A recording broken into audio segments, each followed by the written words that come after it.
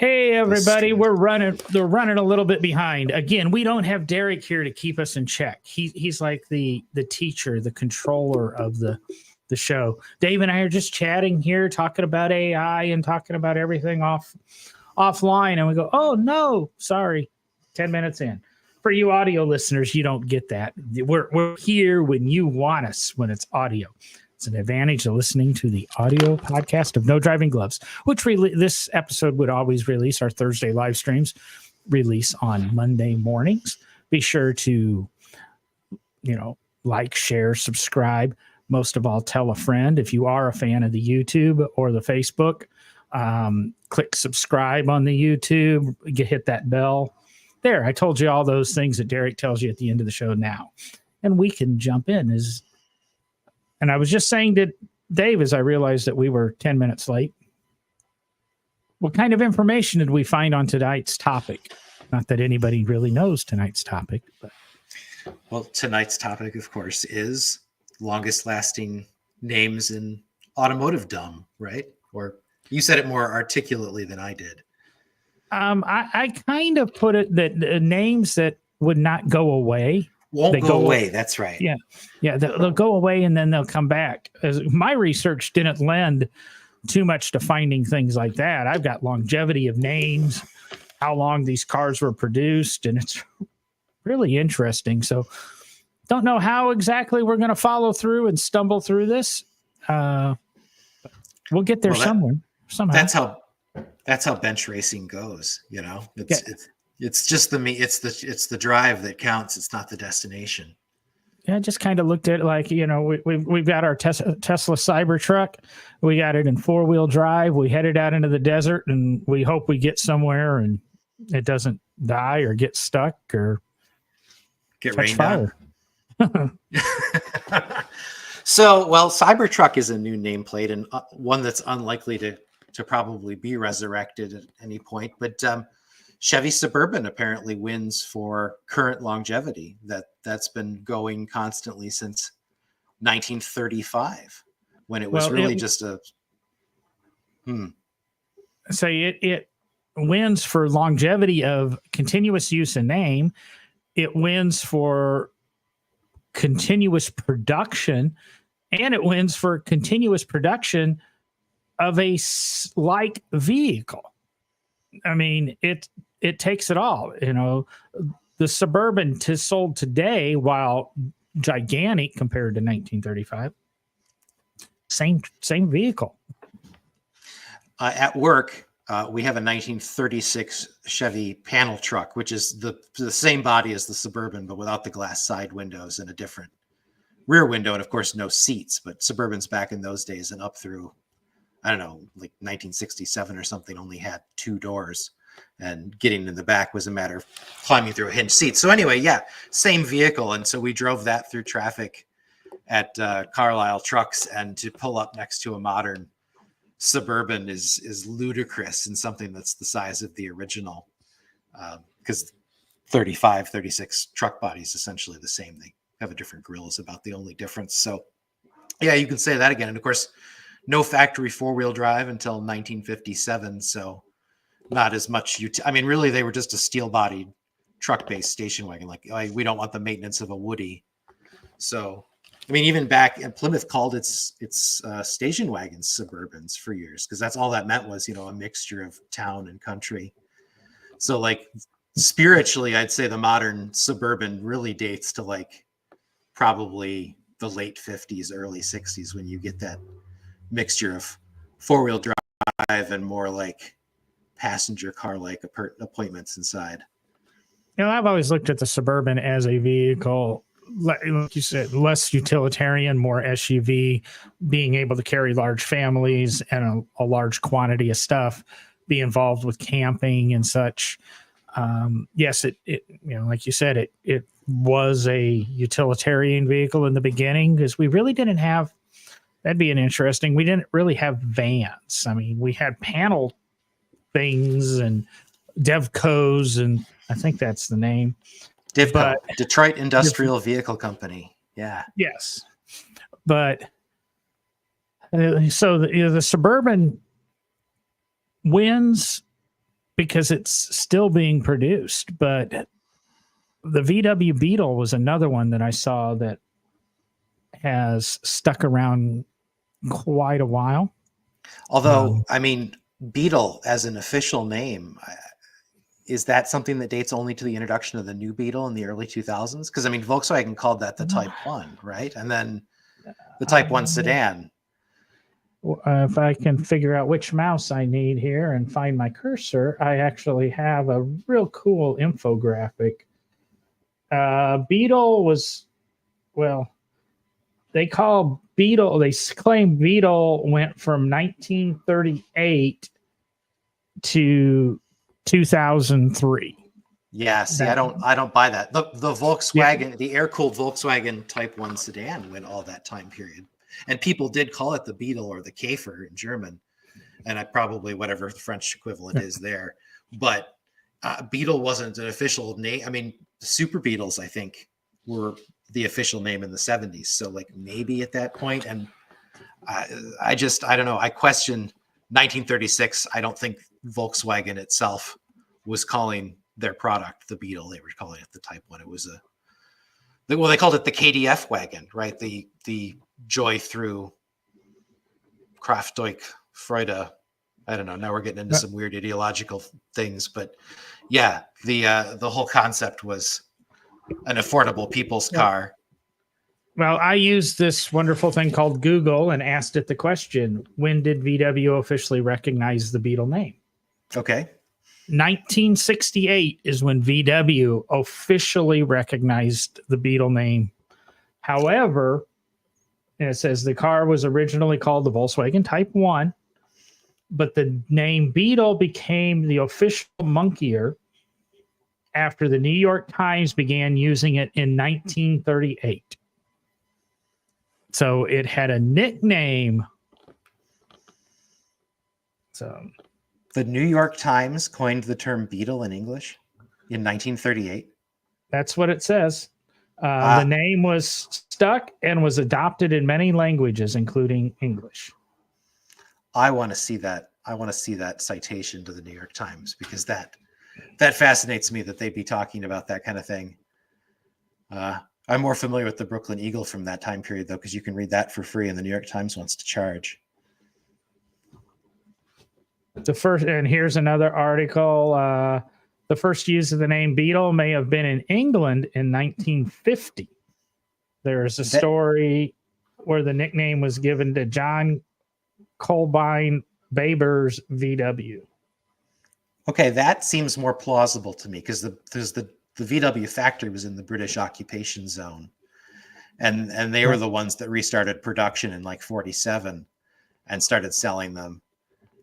And so, okay, I could see that. The New York Times thing seems harder to swallow unless it was a general comment, because, you know, in 1938, a Volkswagen Beetle looks like every other car on the road. You know, it looks like a Lincoln Zephyr, and it looks like a Chrysler Airflow. And I mean, it doesn't have the prominent nose of those cars so much because it's engines in the rear, but the basic body shape from the rear, they look like a 3/4 scale 39 Ford. So then we get into the Ford F-Series, 1947 to present. Well, 47 is the year they were introduced, but they were 48 models. And then again, that's like, they were only single digit F-Series at first. Then in 53 was the first year that they went to the triple digits. And then we get the F-150 comes along when in the 70s. It was like a heavy half ton. Well, F-150 wouldn't. I'm trying to remember, because you had the Ford Ranger as a full size in the 70s, which would have been like the F-100, the lightweight half ton. That was a trim. That was a trim level, because we actually, my parents had a 74 F-250 4-wheel drive in the Ranger trim. I used to play in that truck as a kid, and then because that was like Lariat, you know, that was one of their trim levels for the F-Series trucks, and I think you could get it on. I don't know if you could get it on anything larger than an F-350, but at least the half ton and 3/4 tons, you could definitely get the fancier trims on. And then the F-100, what was the last year for the 100? Like 83 or something? But yeah, generally Ford calling its trucks F and numbers goes back to 48. Yeah, this article credits the Suburban as of April of this year, 86 years for the Suburban name. The F Series is the second longest running, 74 years. Oh, Here's I was just going to say, to circle back to Suburban, at some point, they changed the name a little bit because they were called Suburban Carryalls at first. And I feel like GMC held on to the Carryall name longer than Suburban did. So anyway, sorry, what else have you got in this list? I was trying to go, well, the Volkswagen Transporter, supposedly 71 years. Oh, you don't think about those because they quit importing them here in the 60s thanks to the chicken tax. Well, actually... I'm sorry, that was on the trucks. The Transporter's the van, isn't it? Yes, and the Transporter, even though we call them Vanagons, was still called the Transporter in some areas. So... and believe it or not, I think this means I need to go apologize to my girlfriend because we had a conversation and I got the names wrong. And I think she believes she called it a Transporter. But that supposedly ran 1950, they say, to present. So we're talking overseas run in that. Well, then, and you talk about the survival of things in areas other than here, because like DeSoto lasted as a brand up and through the 70s in Turkey as a brand of Chrysler trucks. And I think even maybe beyond that, after they severed the relationship with Chrysler, they kept using the DeSoto name. That I did not know. Of course, I haven't been car shopping in Turkey recently. I actually learned that because I helped disassemble like a 1976 Beechcraft motorhome. My prize was I got the 440 and the torque light out of the thing, but had a neat brass tag on the firewall of this Dodge commercial chassis, and it said, Chrysler, Fargo was the Canadian version, Dodge, DeSoto trucks, and I had to look that up. I was like, why does this 1976 essentially Dodge chassis say DeSoto on it? It was because they had that brand still in existence for trucks in Turkey, and it wasn't like DeSoto was even known for trucks in this country. The history of Chrysler trucks basically goes like Graham Brothers, Dodge Brothers, Fargo, Plymouth for a while, back to Dodge, and now Ram.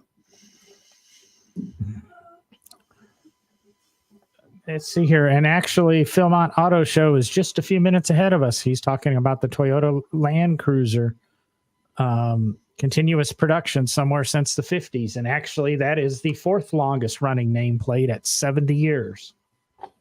So those started out as the Japanese equivalent to like the CJ3B, essentially. They were like, we can do our own version of this. And I think maybe they'd started out at Toyota rebuilding army Jeeps for the Korean War.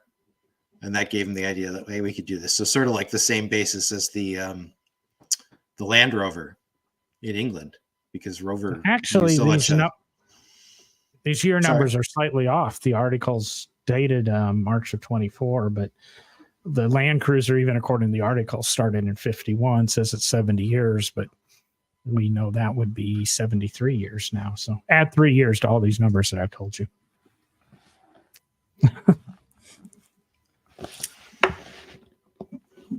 And we'll round out the top 5 with Corvette. At 71 years. I added the 3 years in there. Would that be right? Yes, it would. It's 53 to 2000. Now, do we have to knock a year off because there's no such thing as an 83 Corvette? No, there is one. So. Oh, okay. So that was actually used in the 83 model year. They just didn't sell it to the public. Is that C3 style or C4 style? C4. Okay, so it was supposed to debut, and they still needed to work the kinks out. The story goes, and if Derek was here, he'd tell. He knows it a little bit better. But the story is the Corvette was supposed to come out in 83, and they ended up having some production delays, And the emissions regulations were changing so drastically between the 83 and the 84 model year. They designed the 83 with the 84 emissions. And with the production delays in that, they just decided to do a long 84 model year run as opposed to a very short 83 model year run because of what legally had to be different between the 83 and 84 model years. So okay, so the 80 that makes sense then. So then instead of coming out in like the fall of 83, the 84s came out in what, like the spring or the summer? like June, I think. Okay, yeah. Because we actually did an episode on a couple of things, or we had the Facebook post, if you go back, where when Derek was with the National Corvette Museum, they have the analog gauge package for the 83 Corvette because they weren't sure they were going to be able to make the digital dash work reliably. So they had actually developed an analog gauge package to go into the C4s until the digital dashes became reliable. But by the time they went to production, the digital dash was reliable enough for production. So I remember what a big deal, how cool and space age digital dashes looked in the 80s. And then like by like 1995, it was like, oh, that's very dated. We grew back to needles now. We don't do digital.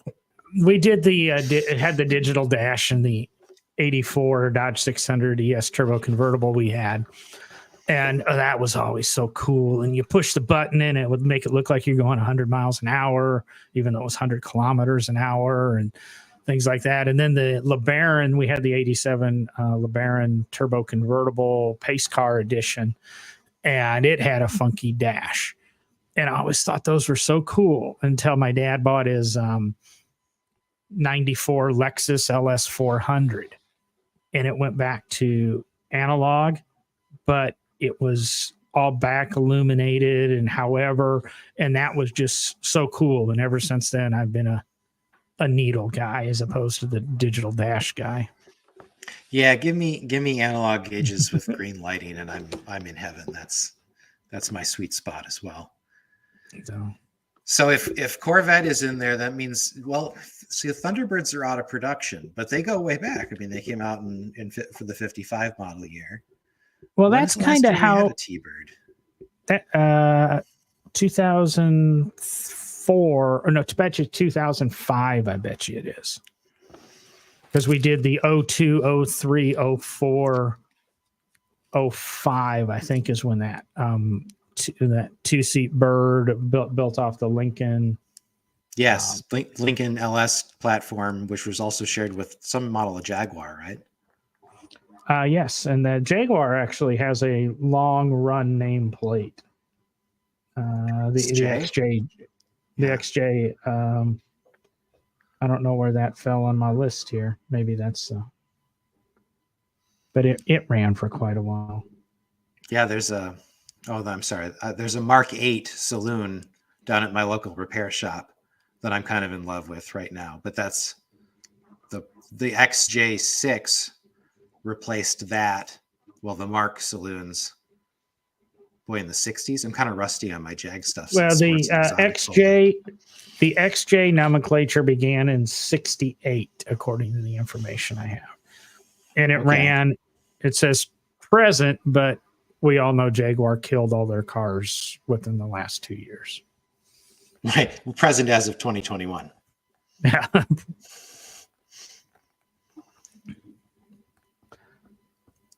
So, I mean, you don't see anymore. That was probably one of the longest running pieces of nomenclature from before World War II, was cars just being called 6 or 8.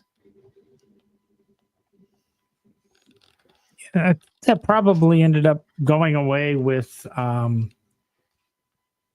the litigious nature of trademarks and things like that. Because you can't. Everyone's so quick to blame lawyers, and I tend to blame accountants. But in this case, I'm going to blame the marketing department, which was, it doesn't differentiate us enough. Because if Pontiac has a 6 and Oldsmobile has a 6 and Mercury has an 8 and Oldsmobile has an 8, it's just not. we need to have names. We got to have Monterey and 88. That's cool. We can trademark that and those kinds of things. But well, we saw what happened to Lincoln when they went to all initials for the last 10 years. We're finally back to real names on their cars. I mean, I couldn't even tell you the difference between the Lincolns and Cadillac fell victim to the same thing. And they did. Well, it was everybody was trying to ape Mercedes. Mercedes has become the benchmark in the luxury market, which it probably ought to be Lexus, but alphanumeric. It's alphanumeric baloney, to put it politely. But my old roommate in college had a much more evocative name for, when Pontiac changed all their names to G6 and G8 and those things, and those didn't even denote cylinder count. They were just basically randomly assigned numbers. Yeah, because you can get your G8 with a 4 or a 6 cylinder or a 8. But yeah, what was I thinking? There's, well, you said Mercedes, and of course BMW traditionally has always had the numerical or alphanumerical naming of their vehicles, but there's no rhyme or reason to what those companies are even doing. Because, Mercedes used to be, it's like a 2.3 with whatever, and it's a super luxury or executive sedan. And BMW, a 3 Series was a 2-door and so on. And then it all became, I really wish they would have left the odd numbers 2 doors and the even numbers 4 doors. That would have made a hell of a lot more sense to me, but maybe German math's different than American math. Because an M4 should be a 4-door car, not a 2-door car. Volvo had a really logical naming system like that for a while, and then abandoned it. Like the third number indicated the number of doors. So if it ended in 5, that was a wagon because you had 4 access doors plus the hatch, and the middle number was 4 or 6 depending on the engine, and then the first number was the series. So like if you had like a 264. It was a 200 series 6-cylinder 4-door sedan, what we'd think of as a 240, but 240 doesn't mean anything. I just saw an ad for Volvo earlier today, and I didn't go to the web and look it up. Maybe you know the answer. Maybe somebody out there knows. Does Volvo even make a car anymore? Volvo? Yeah. Excluding Polestar. Let's not call Polestar, but I think all Volvo's SUVs now. Oh yeah, probably. I thought you meant they had exited the auto industry entirely, and I was like, well, Saab did, but no. Yeah, and the bits of Volvo, Volvo Marine and Polestar, those are all very only tangentially related. It's like Brewster Aircraft and Brewster Coach Building. Like the name's still there, but the actual connection's pretty tenuous at this point. Philmont mentions the 90s Oldsmobile Toronado Trofeo, which also had pop-up headlights, had the touchscreen digital controls, which was that very similar to the dashboard in the Riata, the Buick Riata, which is another 2-seater with touchscreen or pop-up headlamps. Probably. I remember the Riata dash relatively well. I don't remember the Trofeos. I remember I had a cousin that had was it a Cutlass Sierra with the convertible that they made in that era? That was kind of a slick car. That might have had a digital dash in it. But honestly, you're talking about an era that made me an old car guy because I didn't love the modern products at the time. So. The Cutlass Supreme was a convertible. The Sierra was not. That was more of the Trofeo. The Sierra was more of a Grand Am type car. The Cutlass Supreme had that roll hoop and was kind of a what do I want to say? A blown up Beretta, maybe. Nice. So when I came up with this topic, and I think how I pitched it to you last week, Dave, was kind of nameplates that won't go away. And when you mentioned Thunderbird, that's kind of what I was thinking. It's a nameplate we had, from 55 to 57 on a car. And then the car completely changed. But we still called it a Thunderbird until it went away in 95. And then the Thunderbird came back in 03. And one of the questions that's in show notes and that for a potential show is, what's the, how is it? And it really is. Since the Thunderbird was conceived, we're now in the longest period of time that we've not made a Thunderbird. And that's sad because, Ford was always good about reinventing the Thunderbird to be whatever the public wanted and needed it to be. Like, what's going to be the special Ford right now, which is why they didn't fear changing it up. I mean, as a 2-seat sports car, it was cool, but of limited appeal. And they were like, well, we need to make it 4-seater, but we need to make it much cooler than a Galaxy. And so they gave it, essentially 4 bucket seats with that full length console. And they just doubled down on that cool exclusivity. But where's the cool now? Like, what's the cool Ford? I guess it's like a King Ranch. I mean, that's your T-Bird for today, because the public just doesn't do cars like they used to. The Mustang GTD, the $350,000 Mustang. Right, but that's not a luxury car. That's a you want a sport luxury? Well, yeah. I mean, the Thunderbird was only ever, marginally sporty throughout its run, and typically it skewed more luxury. I mean, personal luxury is what they always called it, which is to say, not something you should be chauffeured around, but something that when you roll up at the club or whatever, people go, "Oh, that's cool." It gives you that touch of driving excitement, more like a Mercedes SL, in my opinion. It's 2-seat, or granted, I'm leaving out the 4-seat birds, but even the Mercedes SL now went to a 4-seat. There's no 2-seat SL, but it's something that shows you have a little bit of extra money. It gives you a little bit of prestige, because to have a 2-seat car as an adult, especially in the 50s, because everybody was a family unit, these dink households, like I claimed I was a week or two ago, it didn't really exist. So it gave you that luxury. It didn't upset the wife. It wasn't as raw as what a 55 Corvette would have been. It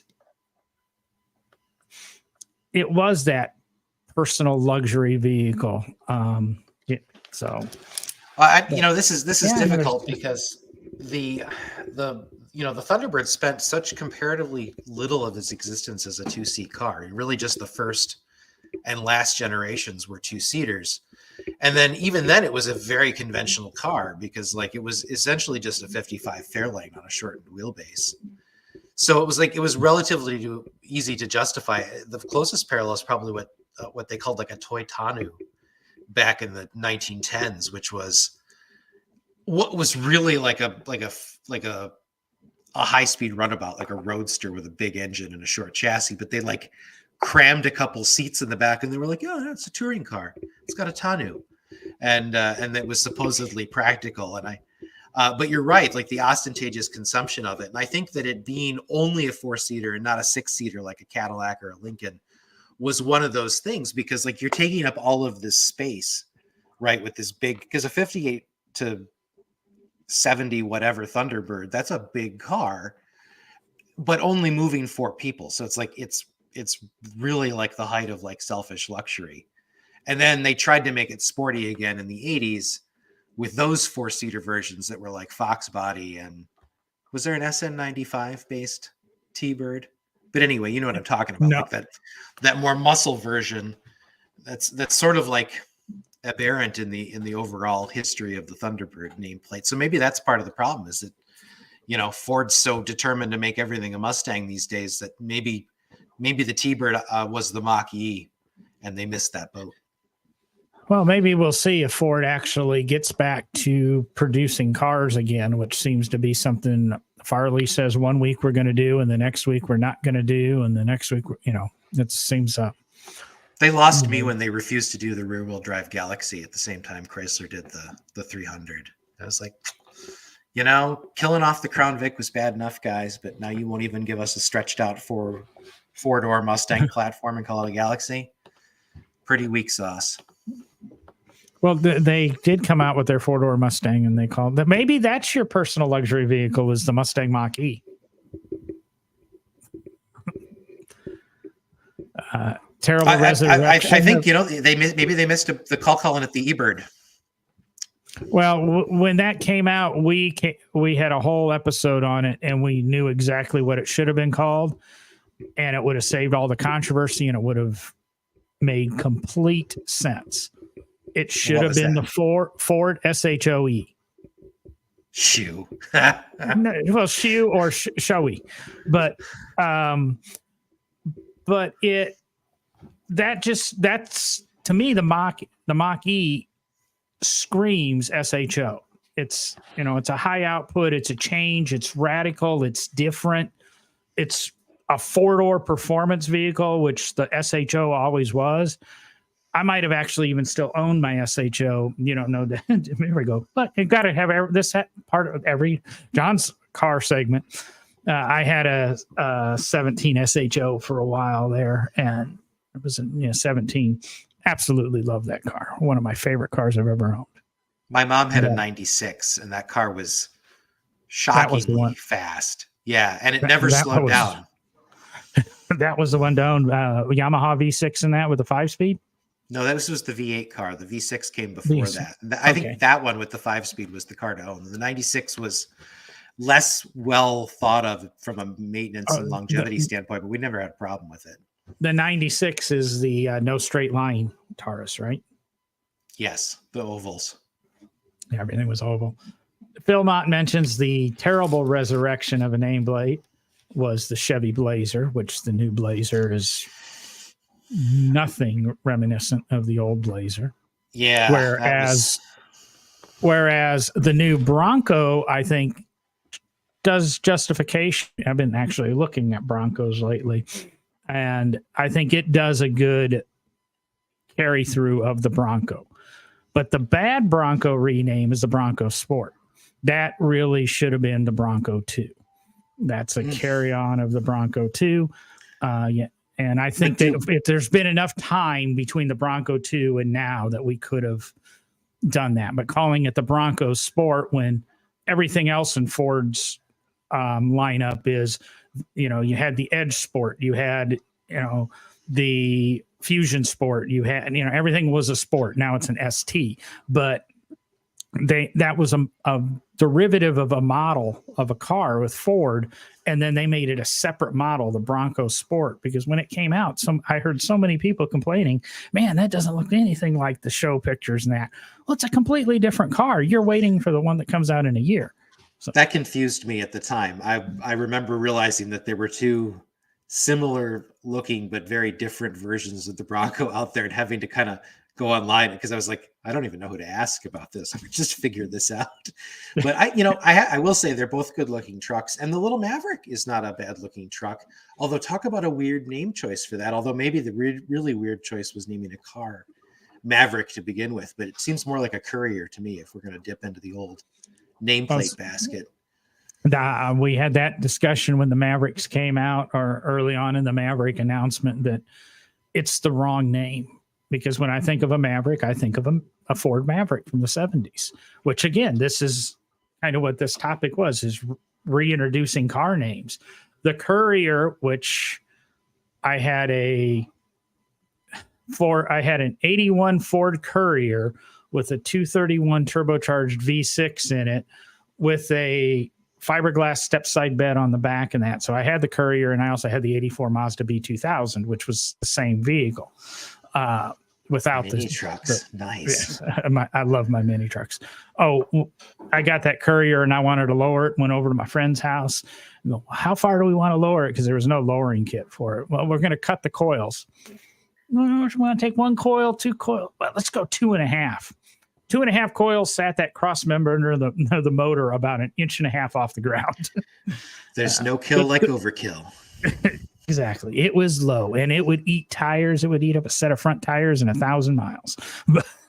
I bet it looked cool as hell, though. It did. And in the snow, it was really cool because you'd have two tire tracks. And then where that cross member was, it would plow the snow. So you had two tires all the way down to the street, and then this little divot between them, which I don't know, was not the car to really drive in the snow, but hey, I was young and dumb. I don't know what an El Duarto is, but Neil McClellan mentioned the number of Spanish names that we've seen over the years that could potentially be and still exist. Fiesta's still going at Ford, isn't it? I mean, that's been around since at least the 70s. I get Fiesta and Festiva messed up, and yes, I have a Fiesta in the driveway. So the Festiva didn't last very long. I remember that, and I kind of associate it with the Aspire, which I always joked meant aspire to something better. Oh, El Dorado, meaning the golden, after the Spanish belief in a city that there was in the New World constructed entirely of gold. And then El Camino, which just means the road. Yeah, well, the El Camino is a nameplate I would love to see reintroduced in a unibody type pickup of that size. Would make a lot of sense if they made a Maverick Ridgeline kind of competitor and called it the El Camino. Yeah. See, I'm complete. I said it before the Maverick was really the rumor was out. I had a Ford Transit Connect. I love that. It was like having an S10 with a topper. And I always, the ideal Maverick would have been, or Ranchero would have been to take a Transit Connect and basically cut off that topper section. Have a unibody pickup like that. But I never got my wish. And I never cut my Transit Connect up. I think there's a real risk of that folding up if you don't do some serious reinforcement first. Well, what do I want to say? You look at all the Smith Utes out there, where you take a Charger and cut the back off of it, make it a pickup, or you take a Jetta and cut the back off, and the Beetle. And I've wanted to, and I've thought about it, and I've never pulled the trigger, but I always thought it would be cool, and I don't care if the top works, is if you could put a Smith Ute VW kit on a convertible Volkswagen Beetle.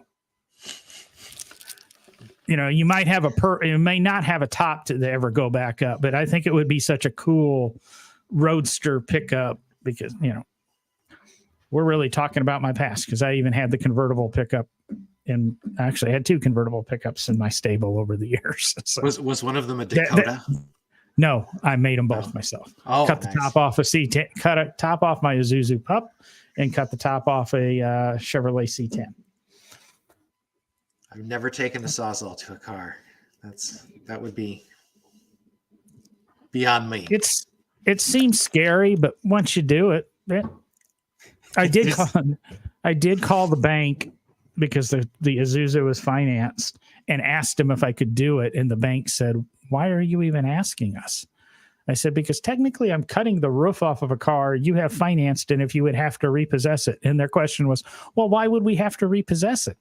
I said, "I don't know, but if you had to," no, we don't care. So listen, friend, you don't make the payments. We are gonna repossess it, and then we're gonna sell it for 50 cents, and then you're still gonna be on the hook for the rest. So exactly, you do whatever you feel need to do. But Nova was the Nova's had a second chance, Neil. There was some kind of sad Nova in the 80s, right? Yeah, we had the no-go Nova from the 60s and 70s.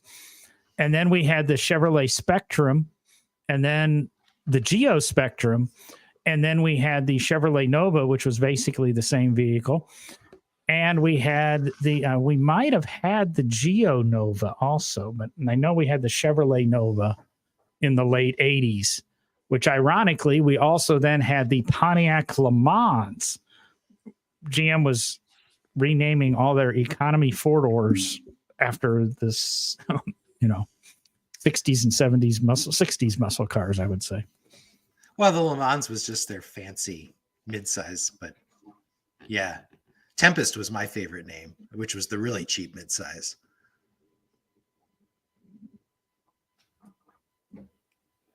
Geo wasn't bad, Neil. Which cars are names after U.S. states? Well, the Dakota. Of course, I'm blanking. I don't what. I would have to sit here and say every single state and go through them. Plus, I mean, like, are we talking like defunct brands? Because I'm sure that there was a Michigan. Oh, the Colorado. No, that's named after the river. That's my story, and I'm sticking to it. Why did GM, speaking of truck names, why did GMC abandon S15 in favor of Sonoma? That's the story I'd like to know, because S10, S15 made sense. Like, this is the professional grade version of the S truck, and Sonoma is just like, yeah, okay, that's delightfully Western. I think if you go back and you look at General Motors, and you go Chevy and GMC trucks always had a name. They didn't have a number.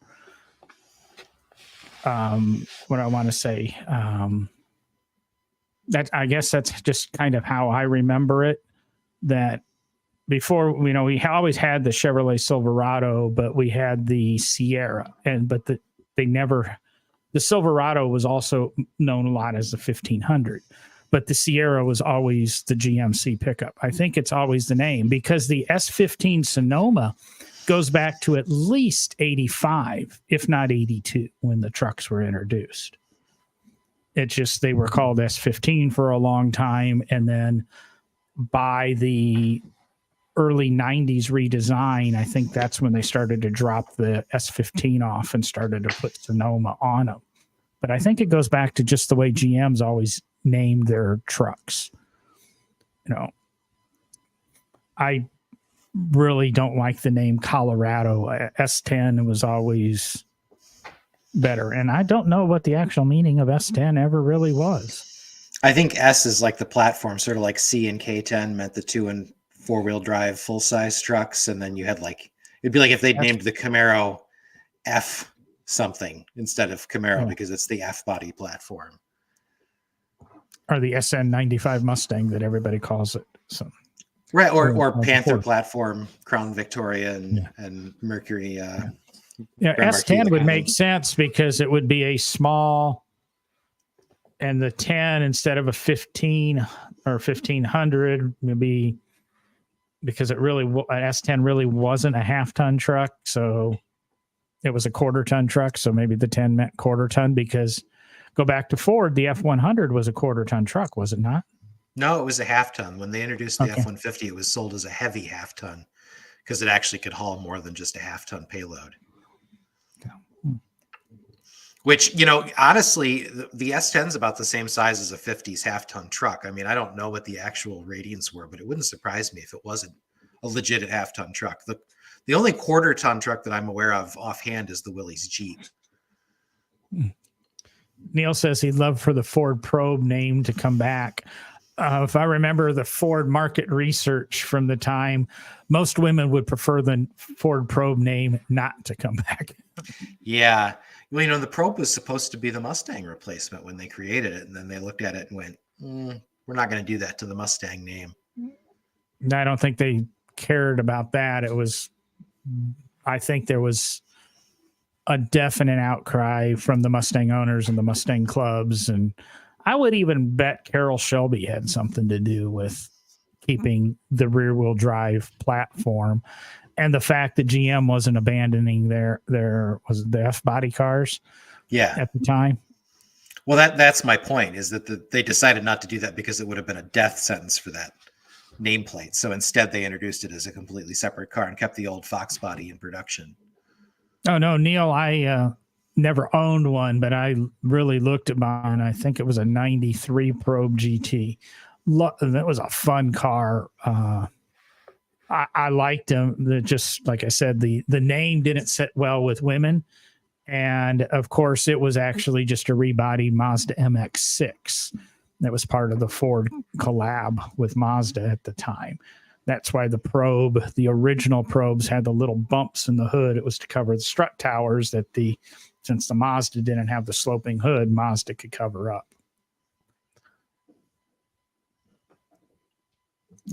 And yeah, I did have a female acquaintance, not a girlfriend, just a female friend that had a first generation Probe, and she absolutely loved it.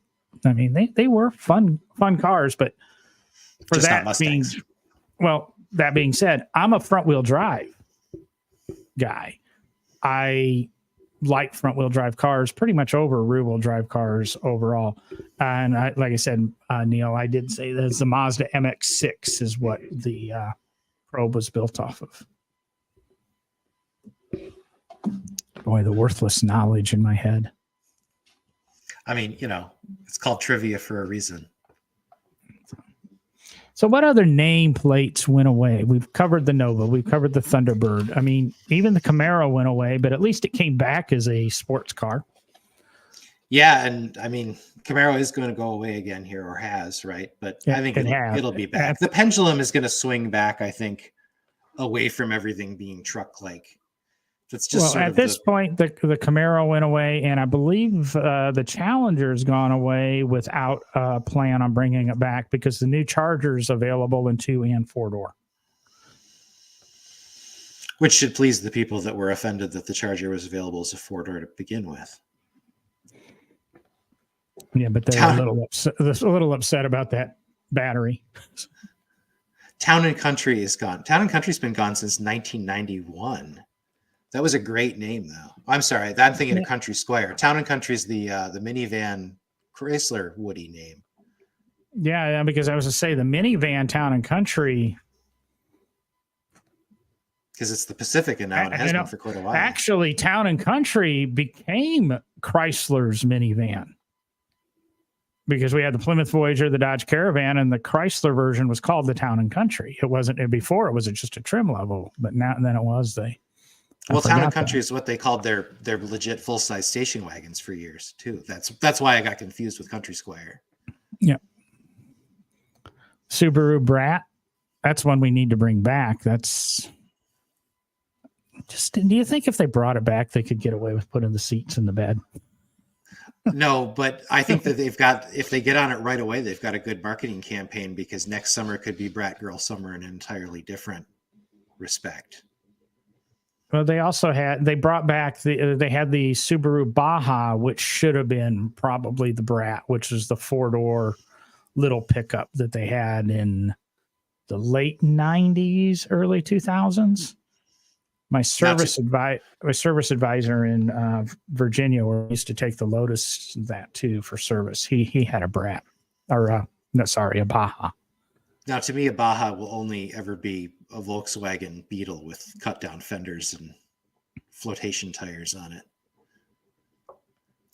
The Pacifica was Plymouth and then became the Chrysler when Plymouth went away and is now the only Chrysler product.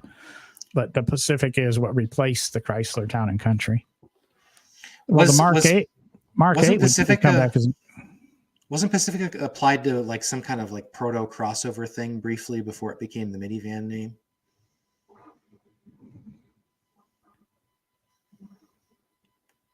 I can't remember that.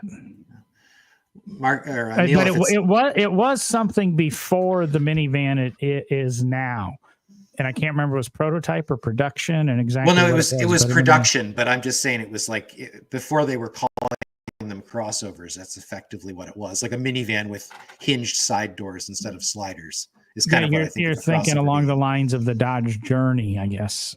But there was some. I know what you're talking about because it was kind of like the Ford Windstar. I don't remember the Windstar having sedan type doors on it. No, yeah, it didn't. But Neil mentions the Lincoln Mark 8, which I think being Lincoln, it should be 8 in Roman numerals, right? So yeah, be VII. Yeah, and then Studebaker did that with. Sorry. Well, now it would be the next one would have to be the 9, the IX. IX, which would probably get you in trouble with somebody now. Probably BMW. Why? Because BMW uses I for iDrive and all that, and I think iX is actually their electric vehicle or their electric SUV. And then, because actually, and then with the Chevrolet big block nomenclature, they had to change from using Roman numerals to using Arabic numerals because Ford complained about it causing confusion with the Lincoln line.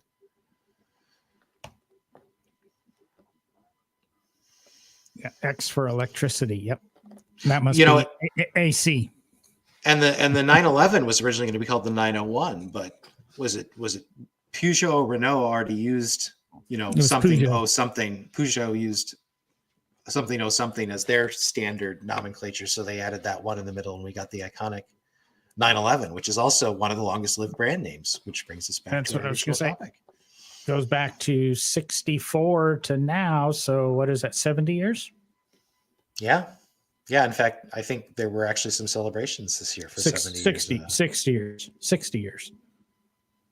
Yeah, 60 years. Yeah, 60 years. I can't math. It's almost 11 o'clock at night. Yeah. I feel sorry. I keep forgetting you're an hour ahead of us. It's all right. It's another hour till I turn into a pumpkin, so I'm good. Yeah. My computer went to sleep and changed the way I look. So what else do we have for names? And Porsche will always have the 911. Now they will. Yeah, they're not going to bring back 356, would be my guess. I would not be surprised to see, because we had the retro 2004 986 Boxster that was the 550 Spider throwback. The Boxster always gave me 356 vibes when it was around. Right. And I still think the Boxster Caymans are superior to the everyday 911s. I mean, get into the GT3s and that different story, but yeah, they'll always have the 911, and of course they'll charge you $1,000 if you want the car to have a 911 badge on it. But that's Porsche. Take it away from you and then charge you to give it back and get it back. Hey man, I've got my air-cooled flat 6 here in the garage. I'm content. Yeah. You do have Ralph Nader's book in your library? I have read it, but I don't actually own it. I'd like to. I'd like to have a copy. Yeah, I'd like to have a copy too. They're just expensive. Oh, trying to think of what else we got here. Yeah, Corvair is a name that's not coming back, though, for sure. Why not? That could be an interesting electric vehicle name, honestly. Well, they made 2 Electrovairs back when Corvairs were in production. I think an early model and a late model, and there are quite a few home-built electric conversions. That was kind of one of my thoughts on obtaining it was, if gasoline ever does go away, I could conceivably turn this into a battery electric. Yeah, to me, it kind of would make sense, because it has the absence of the grille in the original car and everything. It would just I think it would transition well to an electric vehicle. Let's quit calling them the Volt and the Bolt. The Volt would have there would have been a good name for the Volt, as opposed to Volt would have been Corvair. And Corvair actually didn't originally mean anything to do with air cooling, because the first Corvair was actually a fastback Corvette coupe designed for the 54 Motorama Auto Show. And it was a combination of Corvette and Bel Air, which was their best-selling hardtop model. So, and then I think when they figured out, we're going to out Volkswagen, and it's going to be air-cooled, we're like, we can bring back Corvair as the name. I think Neil's trying to be whatever, but the affordable Porsche Boxster, it really is. And if you're willing to take the risk on the intermediate bearing failure, or have the money to get it repaired before it fails, or luck into one that has had the repair done, the 986 Boxster is a hellacious little car. And I see them all the time for sub $10,000, even sub $8,000. I mean, they're today's 914. Look at what the 914 did. Neil says electric names are very cheesy. Bolt and Volt, we need more creativity. Well, I think, electric cars are still a novelty on a certain level. And of course, Ford reused its venerable Lightning pickup name for its electric truck. And that's sort of an obvious thing to do. But sorry, it made sense, because the new Ford Lightning is a very fast truck, which is what the Lightning was. And I can't remember. Was a Lightning was still 4-wheel drive in this new iteration, wasn't it?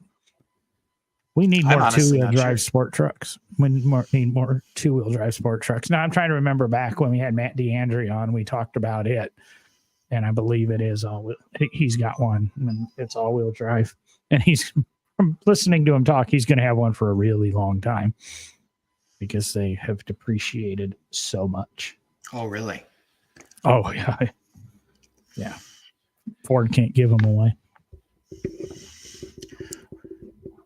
Well, I think we will probably eventually see, just as electric models settle down, them reviving some of these older names again. I mean, who knows? We might just end up with like an electric Buick Park Avenue at some point, and it won't be novel. It's like kind of like cars used to all say fuel injection on them when fuel injection was taking over for carburation, and now none of them say that. Or like cars used to advertise the fact that they had an automatic transmission in them or overdrive, and none of them say that now because we just expect all of that stuff. So when electric is just as common as four-cylinder, 6-cylinder, 8-cylinder, we'll see a return to normal names, and maybe we can get some cool stuff like Malibu back.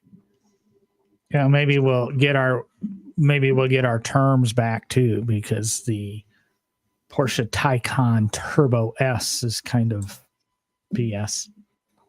Is that an electric car that's called Turbo? Yep. Porsche has actually went to court and defended it that the turbo is just a made up word. So it can be applied to anything. Okay. And even listening to various podcasts, I have not talked to him personally. Seinfeld has sent a very lengthy and explicit letter to Porsche objecting to that. And Porsche even told him to go pound sand. Well, I guess, if you've made a decision, you're going to stand by it. So be it. But it's going to make everybody, I hope, caveat emptor just a little bit harder when they look at Porsche products. I'm not paying extra to put the turbo badge on my electric Macan or my Taycan or etc. The electric Mark 8. That could be an interesting thought. Is for Lincoln to do an electric based off the Ford Mach-E, but with a stretched wheelbase? That would make a lot of sense. I don't, would you call it a Mark, or would you call it, I mean, there's a lot of good names out there. Continental's been with us since 1939 on various Lincoln products and could certainly make a comeback. It would either have to be Town Car or, I mean, it's a Continental Mark 8, Continental Mark 7, but Versailles. Remember the Lincoln Versailles? Yeah. I saw one of those at Ford Carlisle this year. It was the only one I've ever seen in the tin. And the guy had bought it from a mechanic who had started to pull all the old 80s electronics off of it and try to turn it into a Fairmont mechanically, and had run into all kinds of snags. And this guy was a vintage computer enthusiast and put all of the original tech back in it and got it all working perfectly. He said it was an amazing little car. Town and Lightning. That I would see Chrysler suing for that, or on the flip side, Ford suing for that, depending which one grabbed that name. Ford doesn't have a good history of getting their names back, though. They lost Futura to Pep Boys, which was a great car name and kind of seems lost as a tire name to me. I just had a conversation with Jim Simpson, former guest of the show, about Futura houses. And there's actually a company making them again. Interesting. A Futura house. Is this like a 20s architectural thing? 50s. They are approximately, are they 13 or I think they're 18 feet in diameter. They're round. They look like a UFO. It's like the Dymaxion house. Well, the Dymaxion house is round and is all aluminum and sits on the ground. This is actually looks like a UFO. With windows on all stilts. The way around on stilts. Yeah, I know those houses. Okay, I didn't know they were called Futura houses. Yeah, he turned out to be a huge fan of it, and one of his employees had 3D printed him a Futura house. And now That's I awesome. have the 3D model. I have yet to print it, but in the conversation with Jim, he said, here, check out this. And for $100,000, you can get the shell and the windows and everything and have your,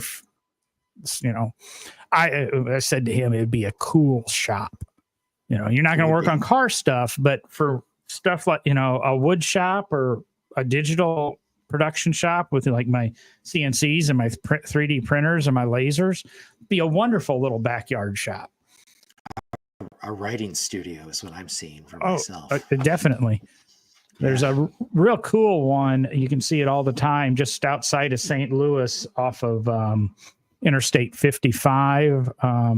One side of the road's an antique mall that has a Futura house on display. It's been sitting there. It's not for sale. And across the street's that big, massive car dealer that's burned down and then was struck by a tornado, but he usually has 1,000 or 2,000 used cars there being pre-85 country classic cars. Yes. And I can't remember the town. The town starts with an S, but I can never remember the name of it. So Staunton, Standerville, Staunton, Illinois. Yeah. I forgot about them. I haven't seen any of their stuff in a while, but I always liked looking at it. Well, Neil's going to bed because we started late, so we've run just a little bit late to get to our hour. So I guess maybe it's time we should go to bed. All right. Well, in that case, thank you everybody for joining us. And I'll reiterate, if you like it, share the show. Tell a friend. Tell a friend and keep your engine running. As Dave Jackson says at the end of his podcast, if you like what you hear, go tell somebody. He's got some cool bands singing it, but I can't do that. But with that, next week, 9:00, live stream, YouTube and Facebook. This podcast comes out audio on Monday mornings. And as I always say, it's time to get off your ass, go burn some gas, because we are out.